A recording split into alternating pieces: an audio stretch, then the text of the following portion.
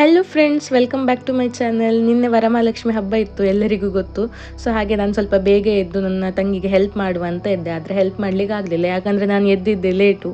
ಮತ್ತೆ ಎದ್ದು ಅವಳು ಬೈದ್ಲು ಅಂತ ಸ್ನಾನ ಎಲ್ಲ ಮಾಡಿ ಮತ್ತೆ ಅವಳು ಪೂಜೆ ಮಾಡ್ತಿದ್ಲು. ಅಲ್ಲಿಗೆ ಹೋದೆ.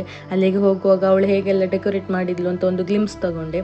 ಎಂಥ ಗ್ಲಿಮ್ಸ್ ತೊಗೊಂಡ್ರು ಕೂಡ ನಮ್ಮ ಸೈಡು ನಾವು ಅಷ್ಟು ಗ್ರ್ಯಾಂಡಾಗಿ ಮಾಡಲಿಲ್ಲ ನಮ್ಮ ಮನೆಯಲ್ಲಿ. ಸೊ ನಾರ್ಮಲ್ ಆಗಿ ಒಂದು ದೇವರಿಗೆ ಆರತಿ ಎಲ್ಲ ಮಾಡಿದ್ವಿ. ಅದಾದ ಮೇಲೆ ನಾನು ಡೈಲಿ ಒಂದು ಬೀಟ್ರೂಟ್ ಕ್ಯಾರೆಟ್ ಜ್ಯೂಸ್ ಕುಡಿತೇನೆ. ಸೊ ಅದಕ್ಕೆ ರೆಡಿ ಎಲ್ಲ ಮಾಡಿ ಅದನ್ನ ಮಾಡಿ ಎಲ್ಲ ಫ್ರಿಜ್ಜಲ್ಲಿ ಇಟ್ಟೆ. ಅದರಲ್ಲಿ ಸ್ವಲ್ಪ ಉಳಿದಿತ್ತು. ಸೊ ಅದನ್ನು ಮತ್ತೆ ಒಂದು ಬುತ್ತಿಗೆ ಹಾಕಿ ಇಟ್ಟೆ. ಮತ್ತೆ ಬೇಕಾದಾಗ ನೀರು ಮಾಡಿ ಐಸ್ ಪ್ಯಾಕ್ ಒಳಗೆ ಹಾಕ್ಬೋದು ಅಂತ. ಸೊ ಅದೆಲ್ಲ ಮಾಡಿ ಆದಮೇಲೆ ನನ್ನ ತಂಗಿ ಬೆಳಿಗ್ಗೆ ವಾಷಿಂಗ್ ಮಿಷಿನ್ಗೆ ಬಟ್ಟೆ ಹಾಕಿ ಹೋಗಿದ್ಲು. ಹಾಗೆ ಅದು ಡ್ರೈನ್ ಆಗಿ ಒಳಗಡೆ ಇತ್ತು, ಒಣಸು ಮರೀತಿ ಅಂತ ಹೇಳಿದ್ಲು. ಹಾಗೆ ಮತ್ತೆ ಅದನ್ನ ಒಣಸ್ಲಿಕ್ಕೆ ಹೋದೆ, ಇಲ್ಲಾಂದರೆ ಸಂಜೆ ಬಂದು ಅವಳು ನನಗೆ ಬೈತಾಳೆ.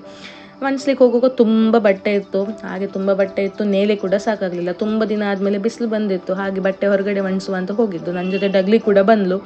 ಮತ್ತೆ ಇನ್ನೊಂದು ನೇಲೆ ಕಟ್ಟಿ ಬಟ್ಟೆ ಎಲ್ಲ ಒಣಗಿಸಿ ಬಂದು ವರ್ಕಿಗೆ ಕೂತಾಗ ಮಧ್ಯಾಹ್ನ ಆಗುವಾಗ ಮಳೆ ಸ್ಟಾರ್ಟ್ ಆಯಿತು.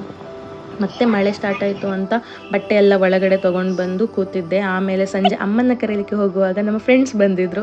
ಇವರನ್ನೆಲ್ಲ ಓಡಿಸಿ ಮತ್ತೆ ಅಮ್ಮನ ಕರೀಲಿಕ್ಕೆ ಹೋಗಿ ಮತ್ತೆ ವಾಪಸ್ ಬಂದಾದಮೇಲೆ ಮತ್ತೆ ಪೂಜೆ ಮಾಡಬೇಕಲ್ಲ ಸಂಜೆ. ಹಾಗೆ ಸಂಜೆ ಮತ್ತೆ ಸ್ನಾನ ಮಾಡಿ ಪೂಜೆ ಮಾಡಿ ಹಣ್ಣನ್ನೆಲ್ಲ ಕಟ್ ಮಾಡಿ ಟ್ಯೂಷನ್ ಮಕ್ಕಳಿಗೆ ಕೊಟ್ಟು ಸ್ವಲ್ಪ ಹೊತ್ತು ಟಿ ವಿ ನೋಡುವ ಅಂತ ಕೂತೆ. ವರ್ಕ್ ಎಲ್ಲ ಮುಗ್ದಿತ್ತು, ಫ್ರೈಡೇ ಅಲ್ವಾ.